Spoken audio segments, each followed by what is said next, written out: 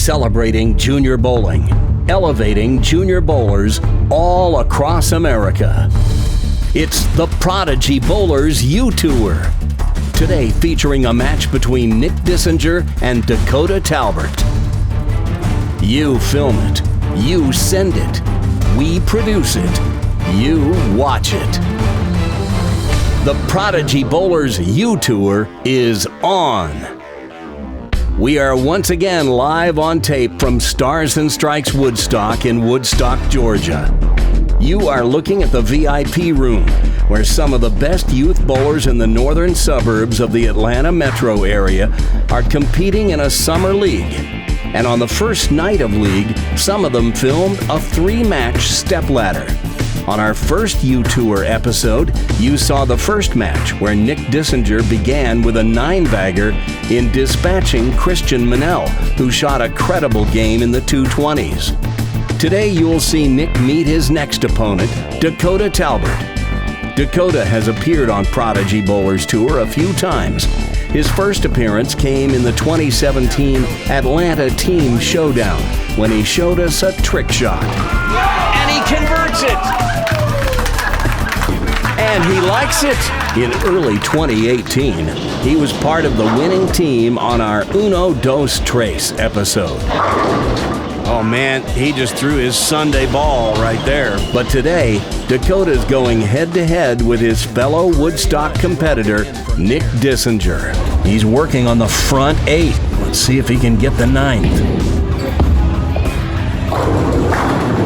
Yes, sir. Well, that was our last episode of the Prodigy Bowlers U Tour. Nick just coming off that game. He didn't polish off the 300, but here he's got another chance. This is the next game. There were 3 that they taped on this night in May, the 26th. Well, Nick will have to settle for something less than 300 again this game, as he goes high with his opening throw, breaks up the split. Nick breaks up more splits than anyone I have ever seen. He can go through the nose all day long and he'll never leave a split, it seems. He leaves the 610. And converts it. So a spare to start in his match against Dakota Talbert. Both Nick and Dakota graduating high school this spring, so they are actually aging out of youth bowling. Nick will be going to Emmanuel College this fall. I'm not sure where Dakota's going.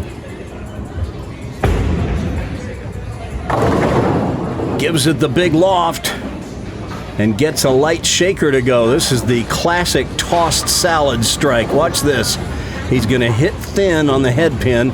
Watch the 1 pin, the one in front. It'll go to the left wall and come back and do all the damage. That is a mixer if ever I've seen one. Now Dakota moves over to the left lane.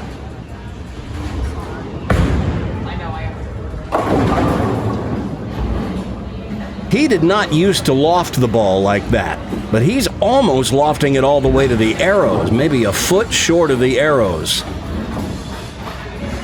He never used to loft it like that. I'm not sure if it's an issue of maybe his span being too long or the thumb hole being too small. I don't know. But he started that about a year, maybe a year and a half ago. I hadn't seen him bowl in a while. And then I came over and watched the kids bowl over at AMF Woodstock one night, and he was lofting every shot like that. So it's just part of his game now, I guess. Wow, Nick got that one all the way out to about the 2nd board, and it just came roaring back. Watch this. It looks like he's missed wide, but the characteristic here is the wider you send it, the more it hooks. That ball's out to about 2, and he gets a messenger with attitude. Man alive, that 10 pin had no chance. And another one just like it. Well, Nick is on fire. He started with the front 9 the last game he bowled on this pair of lanes. And here is another power shot. Watch the head pin go to the left wall and come all the way across and get the 10 pin. I think he liked it. Dakota didn't like it. Oh my goodness. Well, it's not every day you see a light shaker 4-7, but that's what he got. Head pin went to the left wall that time and slipped between the 4 and 7.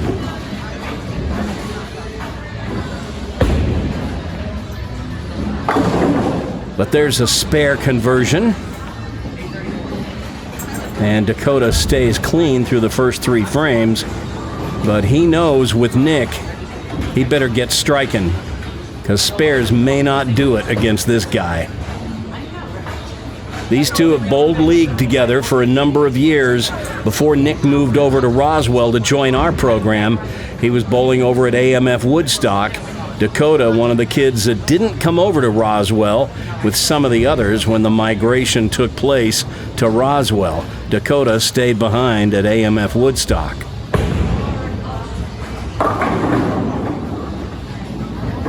Through the nose, had the 3, 6, 9, 10, but the 9 and 10 went. Let's watch this again. Watch how far out he lofts it. That ball is in the air all the way out to about 13, 14 feet. The arrows are 15 feet. He's lofting it almost that far. It delays the hook, but when you loft it so much, you'll often catch the fingers on the upswing, and you actually end up putting more on it, causing the ball to overreact. Covers the spare, though. And a strike to start, and then 3 spares. Well, Nick, working on a double, has a 14-pin lead. 10 of that comes from the double. The other 4 comes through pins that Dakota has given up in count. And that 14-pin lead just became 24 as Nick piles another strike on top of the other 2. We'll take another look at it here. 6-step approach. And he's got that little skip step that we see with so many of the two-handers. Half pocket, and he just chops out the 10-pin. He's got a turkey. He's got a 4-bagger. And he's got a 34-pin lead over Dakota. Watch this one. Playing about 13 at the arrows, out to about 7. That was in that half pocket, but man, he made short work of the 10-pin that time. Dakota, you got your hands full, buddy.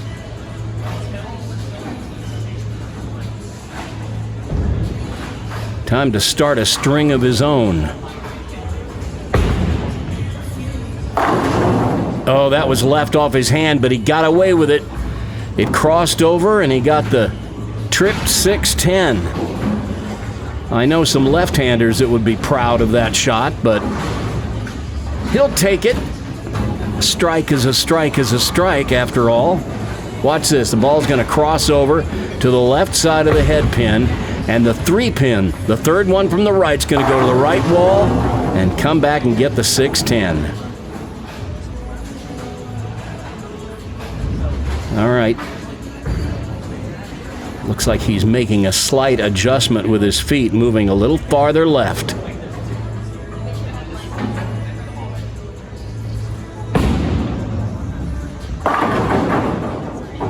Well, that was pretty close. It was not a terrible shot, just a pinch high. He almost left the 4-10. The 10 went out late, and he leaves himself a pretty simple spare, the 4-pin. A player of Dakota's caliber, I'd expect he would make this about 9 out of 10 times.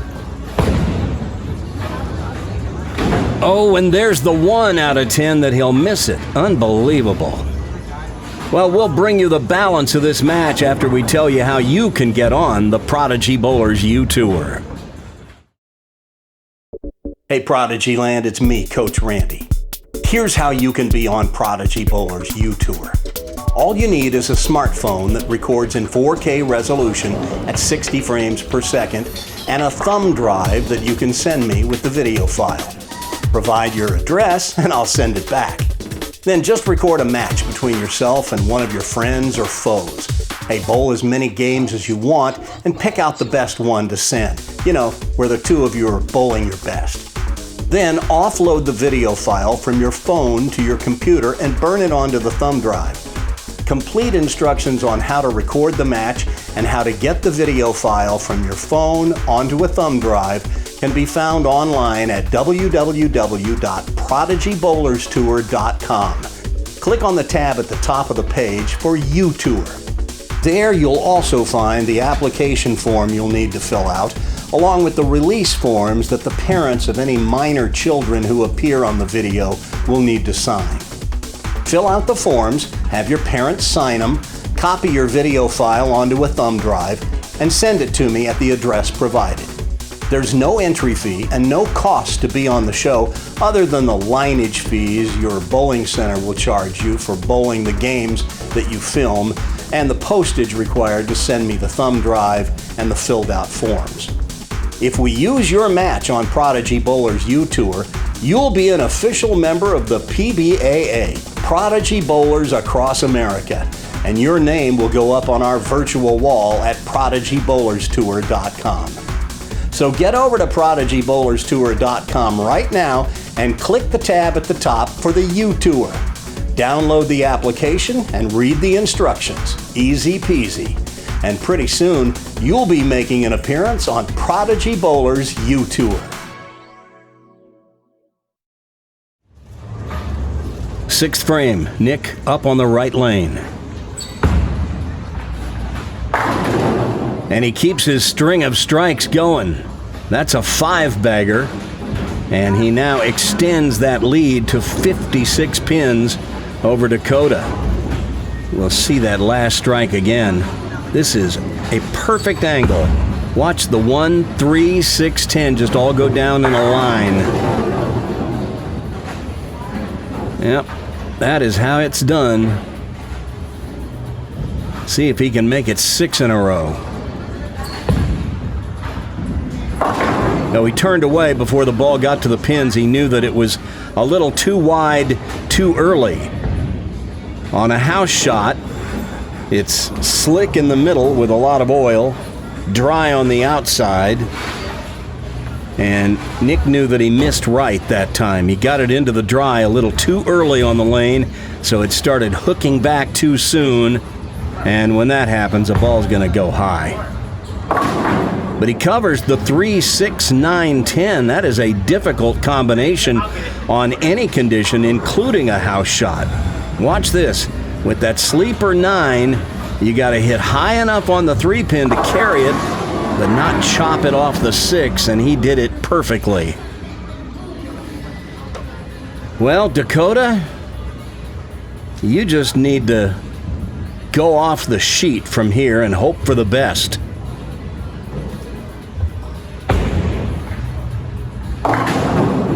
Little overreaction once again. The ball hooks high. He leaves the 3-9 double wood. As I mentioned earlier, one of the disadvantages to the big loft is you tend to catch the fingers on the upswing.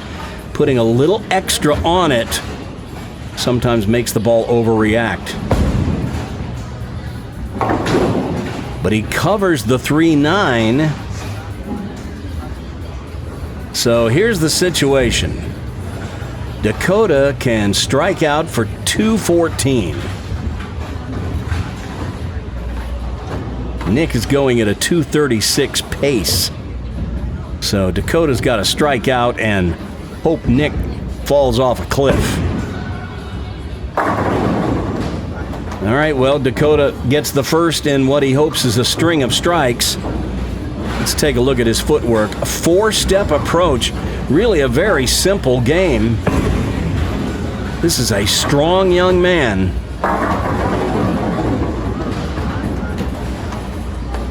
And a ripper.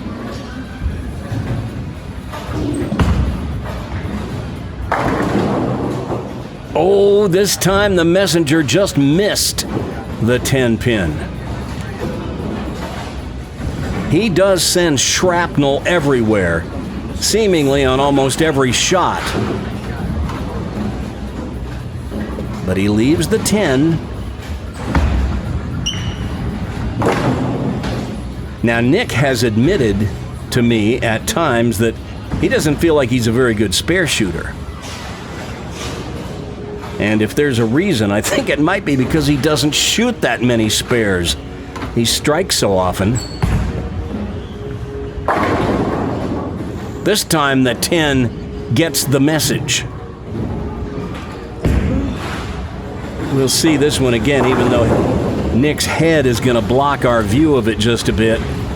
This ball is going to enter the pocket in kind of that half pocket area. The head pin just comes back off the left wall and just takes out the 10 and anything else that was thinking about standing. All right, Dakota, strike working. Gotta have another one. And that's as good as you can throw it right there. So he keeps himself in it, cuts Nick's lead to 41. We'll watch this. This is probably Dakota's best shot of the match right here. This is high flush. 10 in the pit. All right, he needs 3 more just like it.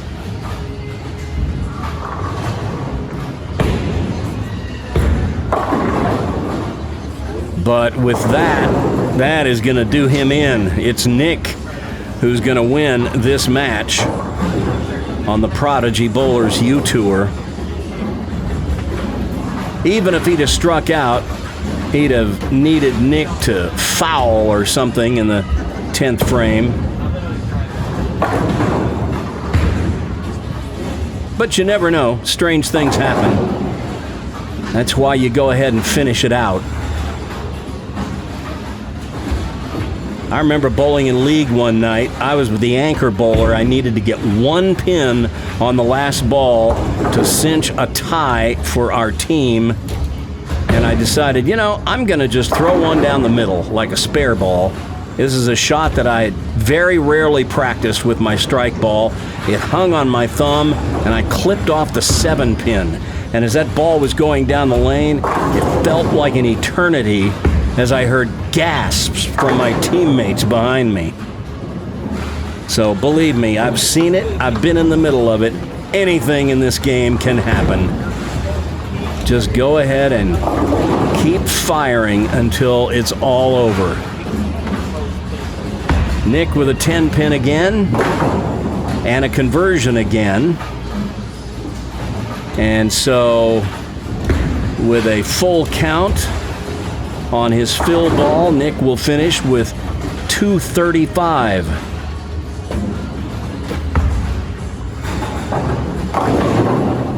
But he comes in light, and that's a 234 to 191 victory for Nick over Dakota. That puts a lid on this edition of Prodigy Bowlers U Tour. Keep your eyes and ears open for our next episode coming soon.